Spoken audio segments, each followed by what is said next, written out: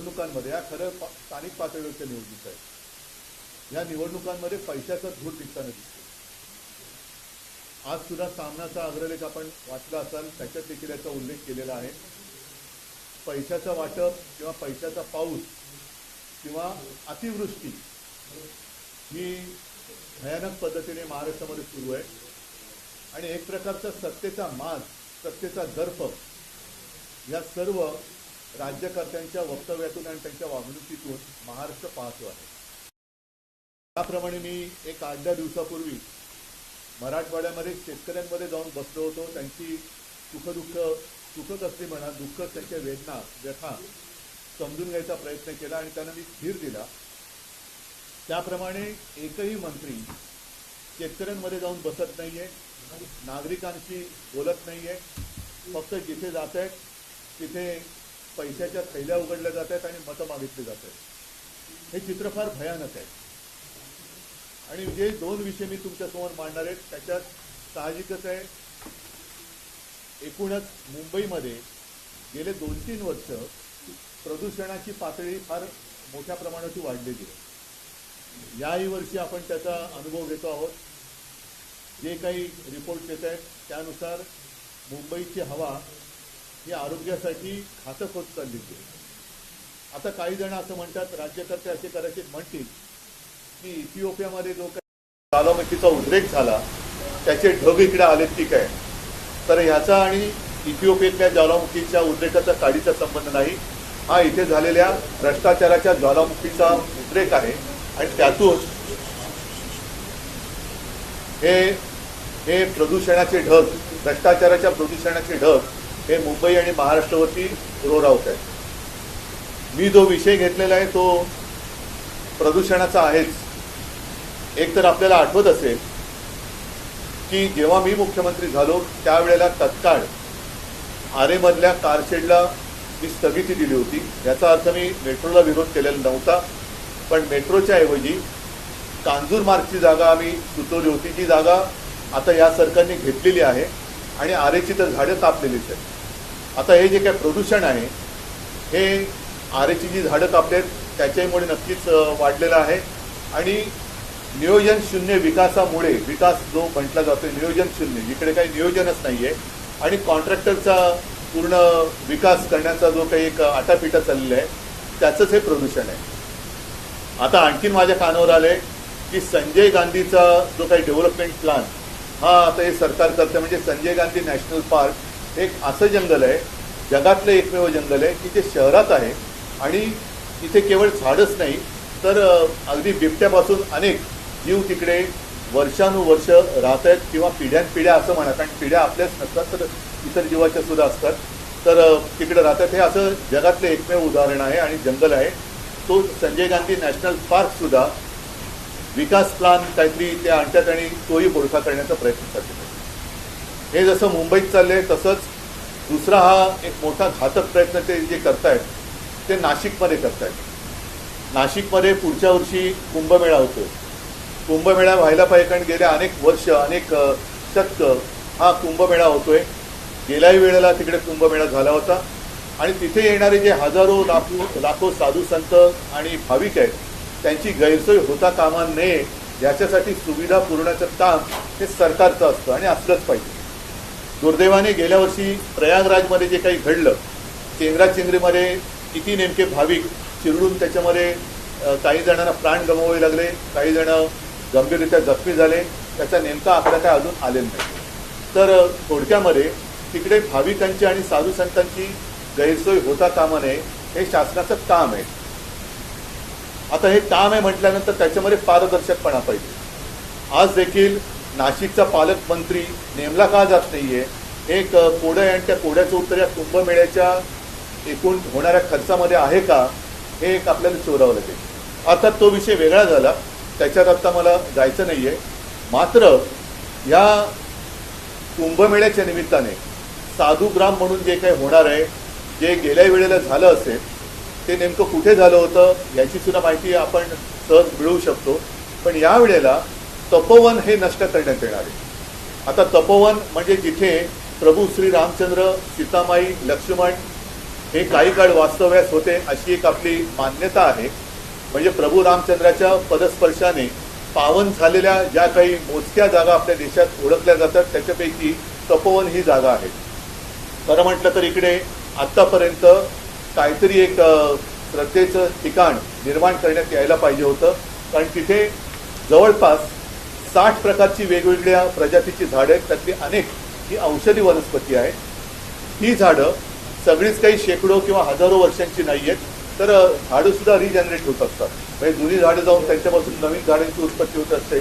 अशी अनेक वर्ष हे निसर्गाचं चक्र तिथे चालू आहे. थोडक्यामध्ये या तपोवनाने आपल्यापेक्षा जास्त कुंभमेळे अनुभवलेले असतील, पाहिलेले असतील. आणि मुख्य म्हणजे या तपोवनामध्ये जे काही साधुग्राम म्हणून करण्यात येणार आहे त्या साधुग्राम करण्याला आमचा विरोध नाहीये, पण तपोवनात करण्यात येणार आहे त्याला मात्र आक्षेप आमचा आहे. याचं कारण ही झाडं कापली जाणार आहेत. मग प्रभू रामचंद्राच्या पदस्पर्शाने पुनीत झालेली ही भूमी तुम्ही तिकडे आता साधुग्रामसाठी जी झाडं कापणार, तिकडे साधूंची व्यवस्था करणार, पण त्याच्यानंतर काय करणार हा महत्वाचा प्रश्न आहे. त्याच्यानंतर पुन्हा झाडं लावणार असाल तर मग गेल्या वेळेला जी जागा वापरली होती त्याच जागेमध्ये साधुग्राम का करत नाही आणि ही झाडं तोडणार. आणि गिरीश महाजन म्हणाले एक झाड कापलं तर 10 झाडं लावणार. तर एवढी जागा जिथे असेल मग तिकडेच जर जागा रिकामी असेल तर तिथेच साधुग्राम का नाही करत. म्हणजे आहे ते मारून टाकायचं आणि मारल्यानंतर पुन्हा तिकडे नव्याने झाडं लावू अशी एक लोणकडी थाप मारायची. हा हिंदुत्वाच्या नावाखाली चाललेला भ्रष्टाचार आहे. याचं कारण असं की आत्ता कुंभमेळ्याचं जरी कारण देण्यात येत असलं तरी देखील माझ्या हातामध्ये एक अख्खे ते टेंडरची कॉपी चालेल, त्याचं पहिलं पान आहे की ज्याच्यात स्पष्ट दिलेलं आहे की तिथे नंतर कॉन्फरन्स हॉल, कन्व्हेन्शन हॉल वगैरे अशा काही गोष्टी केल्या जाणार आहेत. म्हणजे हे सुद्धा कॉन्ट्रॅक्टरसाठी ही झाडं कापली जात आहेत आणि त्याला कोणी आक्षेप घेऊ नये म्हणून कुंभमेळ्याचं कारण दिलं जाते. याचा अर्थ असा की भाजपचं हिंदुत्व एक खोतांड आहे. काल परवाकडेच आपल्या माननीय पंतप्रधान यांनी अयोध्येच्या राम मंदिरावरती ती रामध्वजा वगैरे ती फडकावली. म्हणजे तिकडे जाऊन रामराम करायचं आणि नाशिकमध्ये मुँह में राम आणि बगल में अदानी असं यांचं काम आहे की काय. कारण काही म्हणी आपल्याला बदलल्या पाहिजेत. मुँह में रामावर बगल में छुरी असं जे काय म्हणत होतो, आता रामाच्या नावाने ही जागा अदानी हा एक शब्द झालाय कॉन्ट्रॅक्टरचं प्रतीक म्हणून. म्हणजे ही जागा उद्या कॉन्ट्रॅक्टरच्या घशात घालण्यासाठी आत्ता कुंभमेळ्याचं कारण पुढे करून तुम्ही तिथली झाडं कापताय किंवा नष्ट करताय हा सरळ तिथल्या जनतेचा आरोप आहे आणि त्याच्याशी मी सहमत आहे. तिथल्या जनतेचं कोणी ऐकत नाहीये. मी सुरुवात करताना जे बोललो की मंत्री नुसते घराघरा फिरतायत, हे घरदार सोडून फिरतायत, घरोदारी फिरतायत, पण ज्यांचं ऐकायला पाहिजे म्हणजे हे ना धड शेतकऱ्यांचं ऐकत आहेत ना शहरातल्या नागरिकांचं ऐकत आहेत. वारे माप नुसता पैसा उधळला जातोय. हा पैसा येतो कुठून याचं उत्तर कोणाकडेच नाहीये. ते दिसतंय सगळ्यांना. अगदी काल परवाकडेच त्यांच्या मित्रपक्षांमध्येच आता ही साठमारी सुरू झालेली आहे. एकमेकावरती थाळी टाकून उघड पैसे दाखवले जात आहेत तरी सुद्धा सगळे चिडीचूप आहे. तर हे भाजपचं खोतांड आहे आणि म्हणून मुँह में राम आणि बगल में अदानी असं यांचं भाजपचं हे हिंदुत्व आहे. या मुँह में राम आणि बगल में अदानी ह्या हिंदुत्वाला आम्ही तरी मान्यता देऊ शकत नाही. तर हे आणून पाडलं गेलं पाहिजे. नाशिकच्या जनतेसोबत मी तर म्हणेन केवळ हा आता मी मुंबईत का विषय घेतोय, नाशिकमध्ये होत आहे, माझं काय जात आहे नाही, मुंबईने भोगलंय, नाशिकची वेळ आता दुसरी आहे, असं सगळीकडे होत जाणार आहे. त्याच्यामुळे हा केवळ एका शहराचा विषय नसून हा संपूर्ण राज्याचा विषय आहे. तिथे सर्व निसर्गप्रेमीच नव्हे तर आपल्याला पुढे श्वास घ्यायला कसा त्रास होणार आहे याची जाणीव ज्यांना झाले त्यांनी सगळ्यांनी याला विरोध केला पाहिजे. परत एकदा सांगतो, आमचा विरोध हा कुंभमेळ्याला नाही, साधुग्रामला नाही, मात्र त्यासाठी जी हजारो झाडांची कत्तल हा शब्द मी वापरतोय, कत्तल करून सरकार आपल्या पदरी पुण्य पाडून घेण्याचा एक केविलवाणा प्रयत्न करण्याचा देखावा निर्माण करते, त्याला आमचा विरोध आहे. हा एक विषय झाला. हा एक विषय फार महत्वाचा आहे. आणि दुसरा विषय हा राज्यसभेचा आहे, संसदेचा. आता त्याच्यामध्ये एक नोटीस आलेली आहे की त्यांनी नोटीस नाही, त्यांनी काय अधिसूचना ना काय म्हणतं त्याला, हा म्हणजे त्याला काय म्हणतं अधिसूचना त्यांनी जारी केलेली आहे. आणि त्यानुसार यापुढे प्रोसिडिंग्समध्ये हाऊसमध्ये त्यांनी म्हटलेले की there should be no thank you, जय हिंद किंवा वंदे मातरम. म्हणजे हे तर अनाकलनीय आहे. आजपर्यंत आम्ही भाजपचे जे काही सोबत होतो तो भाजप जिस देश में रहना होगा तो वंदे मातरम कहना होगा असं ठणठवून सांगायचं.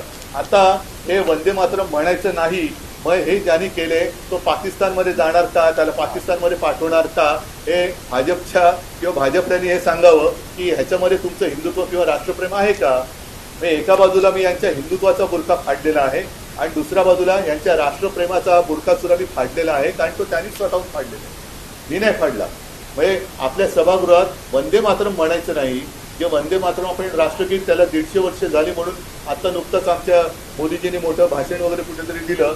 त्या वंदे मातरमला म्हणजे ही काय मॅकलेची अवलाद ही भाजपमध्ये कुठून आली. वंदे मातरमला विरोध करणारी मॅकलेची अवलाद ही मोदींना विचारलं पाहिजे की अवलाद तुमच्यामध्येच आहे की जी वंदे मातरमला विरोध करते. त्याच्यामुळे आमचे सर्व संसद जे खासदार आहेत ते आमच्या लोकसभेच्या आणि राज्यसभेत तर आमच्यात 2 आहेत, एक संजय राऊत आहेत आणि प्रियांका चतुर्वेदी आहेत. मी आता 2 खासदार माझ्याकडे सभागृहात ठणठणीतपणाने वंदे मातरम बोलायचं, बघूया कोण आपल्याला बाहेर काढतं. शिवसेनेचे खासदार हे लोकसभेच्या आणि राज्यसभेच्या सभागृहात वंदे मातरम बोलणारच आणि भाजपमध्ये हिंमत असेल तर आमच्या सदस्यांना त्यांनी निलंबित करून दाखवायचं. पण हा खेळ खंडोबा चाललेला आहे. म्हणजे लोकांना भावनिक एक भ्रम संभ्रम निर्माण करायचा, मतं मिळवायची आणि मतं मिळवल्यानंतर सगळं मारून टाकायचं. हिंदुत्वाचं सुद्धा नाटक आता तुमचं उघडं पडलंय, राष्ट्रप्रेमाचं नाटक उघडं पडलेलं आहे आणि ह्याची उत्तरं या निवडणुका बाजूला ठेवून भाजपच्या वरिष्ठ नेत्यांनी, इथल्या चेल्या चपाट्यांनी नव्हे, इथल्या चेल्या चपाट्यांना त्यांना मी खिचगंटी धरत नाही, कारण त्यांच्या शीर्ष कारण त्यांचा अध्यक्ष जाऊन कोण करत नाहीये. जगातला सर्वात मोठा पक्ष की ज्याला बरेच वर्ष झाली अध्यक्ष बदलताना नामुष्की आलेली आहे, तर भाजपने याचं उत्तर दिलं पाहिजे. दोन्हीचं प्रभू रामचंद्रांच्या पदस्पर्शाने पुनीत झालेलं तपोवन तुम्ही कोणासाठी मारत आहात आणि आपल्या संसदेच्या सभागृहात वंदे मातरम का बोलायचं नाही ह्याचं उत्तर आता भाजपने द्यावं.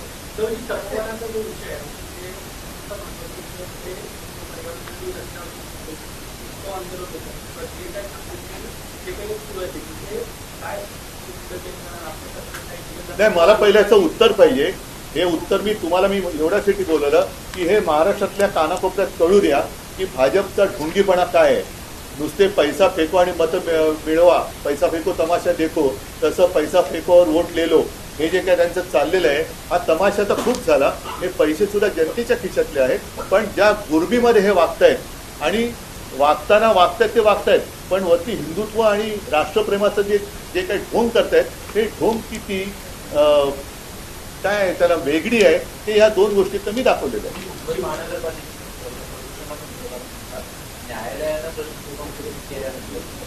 मी न्यायालयाबद्दल बोलण्यासारखं आता का आहे का, न्यायालयाबद्दल बोलून काय उपयोग होतोय का, त्याच्यामुळे कृपा करून मला न्यायालयाबद्दल प्रश्न विचारू नका, बोलून काय उपयोग होत नाही.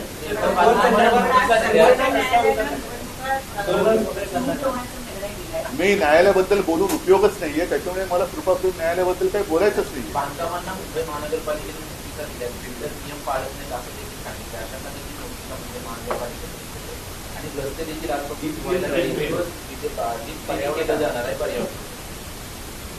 पहिलं त्यांचा भ्रष्टाचार स्वच्छ करा. ही वरवरची मध्ये त्या दिल्लीमध्ये दाखवलं होतं ना, ते फवारे मारत बसलं ते, म्हणजे पाणी सुद्धा वेस्ट, पाण्याचा सुद्धा अपव्यय आहेतच त्याच्यात आणि झाडं मारून तुम्ही प्रदूषण करता. म्हणजे हा नियोजन शून्य विकास जो आहे तो पहिला थांबवला पाहिजे. कारण आतापर्यंत आपल्याला जे सांगितलं तर मी विकासाच्या विरोधात नक्कीच नाहीये, पण एक गोष्ट झाल्यानंतर एक गोष्ट सुधारेल. कुठे सुधारते? मेट्रोची बरीच कामं झालेली आहेत, तरी ट्रॅफिक कुठे कमी होतोय? ट्रॅफिक तसाच आहे. आम्ही जो कोस्टल रोड केला त्याचा फायदा किती होतोय आणि हे जे काही विकासाच्या नावातले जे करतायत त्याचा फायदा किंवा किती उपयोग होतोय हे लोकांना कळते.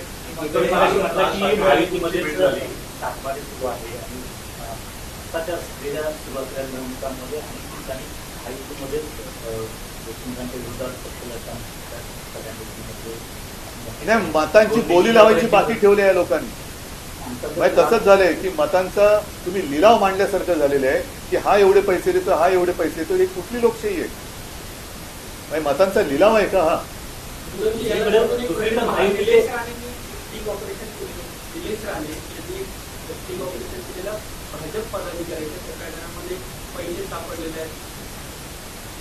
हो, मग तेच मी बोलतोय ना की ही सगळी पैशाची गुरमी आता उघड झालेली आहे. मंत्री पैशाची उघडी बॅग ठेवून घरात बसतो, त्याच्यावरती काय कारवाई होत नाही. हे सगळे भ्रष्टाचार आता एवढे झालेले आहेत की हा भ्रष्टाचाराच्या ज्वालामुखीचा उद्रेक झालेला आहे. हे प्रदूषण त्याचं आहे.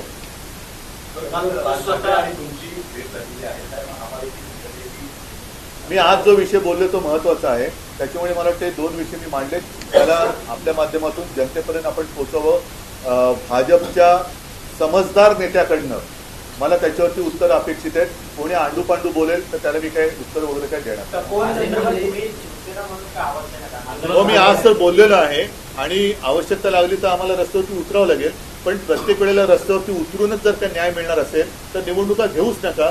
रस्त्यावरती उतराने न्याय मिळवा असं एक तुमचं घोषवाक्य करा.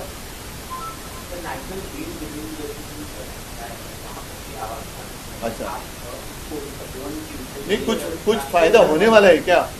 आज तक नहीं उठाया गया.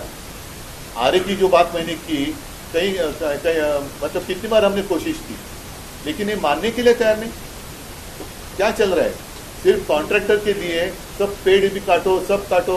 अच्छा, तपोवन की जो मैंने बात की उसका टेंडर ही कल निकला है म्यूनसिपालिटी का. वहाँ कन्वेंशन हॉल और सारी चीजें बनाने वाले हैं.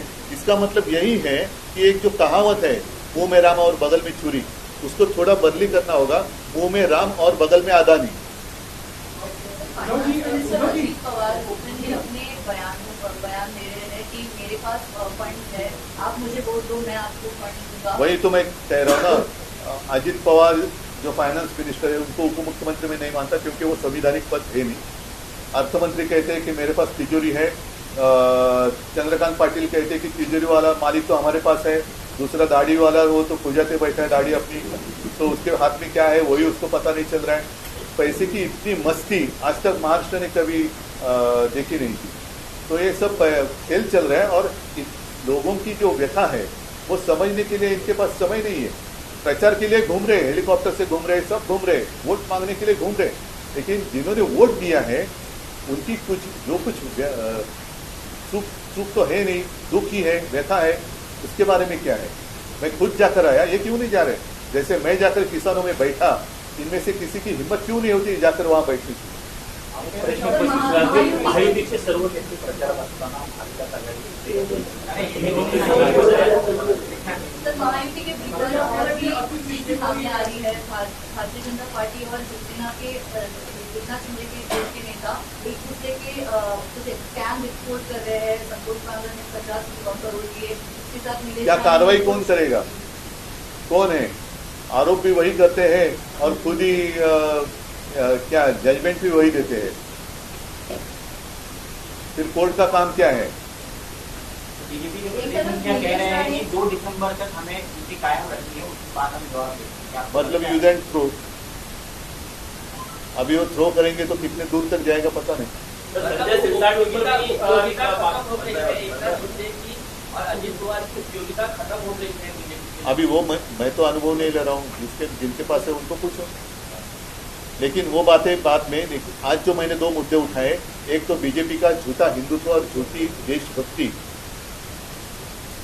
जैसे मैंने कहा तपोवन की बात तो मैंने कही, लेकिन जो पार्लियामेंट की अधिसूचना आई है कि अब संसद भवन में वंदे मातरम नहीं कह सकते, ये कौन सी बात है?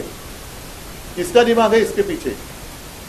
और एक समय तो ऐसा था कि ये बीजेपी वाले तो चिल्ला कर कहते थे कि इस देश में रहना होगा तो वंदे मातरम कहना होगा. तो मेरे सांसद तो वहां जाकर वंदे मातरम कहेंगे. अगर बीजेपी में हिम्मत है तो मेरे सांसदों को बाहर निकल कर दिखाएंगे. और अगर नहीं तो ये चीज जिसने की है वो कौन है उसको निकालो बाहर, भेजो ना उसको. उन्हीं की प्यारी भाषा कुछ होती ना कि उनको भेजो पाकिस्तान ना. अभी फिर तो ये बीजेपी का दोहरापन है.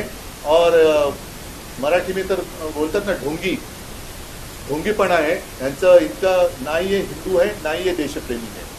धन्यवाद. नहीं ठीक है, चलो बात में इसके ऊपर करेंगे. ये 2 विषय महत्वपूर्ण हैं. और फिर से एक बार सब लोगों को मैं धन्यवाद देता हूँ. आपके माध्यम से मैं पूरे राज्य को ये जानकारी देना चाहता था। Thank you. जय हिंद, जय महाराष्ट्र, वंदे मातरम। सर प्रचार